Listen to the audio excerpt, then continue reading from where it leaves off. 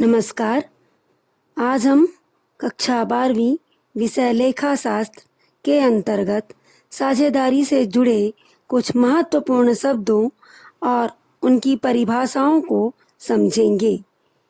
पहला शब्द है साझेदारी।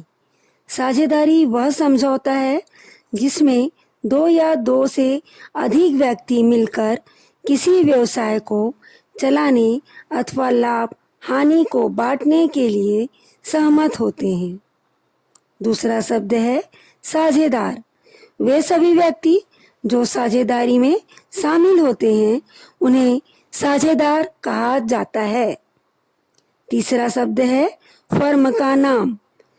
जिस नाम से साझेदारी का व्यवसाय संचालित किया जाता है उसे फर्म का नाम कहा जाता है।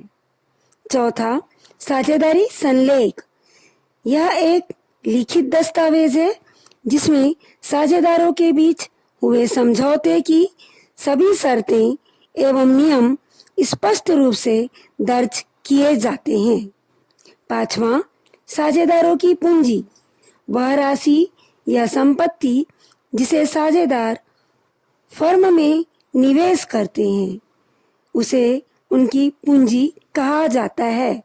सामान्य शब्दों में पूंजी का अर्थ व्यापार में लाभ कमाने के उद्देश्य से लगाई गई धनराशि को माना जाता है। जब साझेदार अपने साझेदारी फर्म में अपनी पूंजी निवेश करते हैं तो यह साझेदारों की पूंजी मानी जाती है। अब आते हैं पूंजी के प्रकारों पर।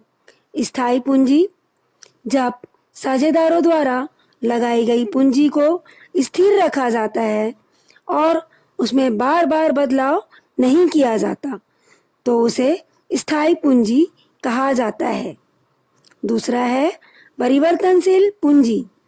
इसमें साझेदारों की पूंजी समय समय पर बदलती रहती है क्योंकि इसमें पूंजी पर ब्याज, वेतन, लाभ का हिस्सा और आहरण आदि जोड़े या घटाए जाते हैं।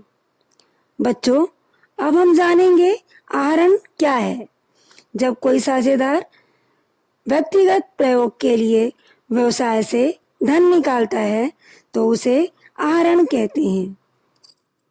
नेक्स्ट है लाभ वितरण अनुपात। यह वह अनुपात है जिसमें साझेदार आपस में लाभ और हानि का बंटवारा करते हैं।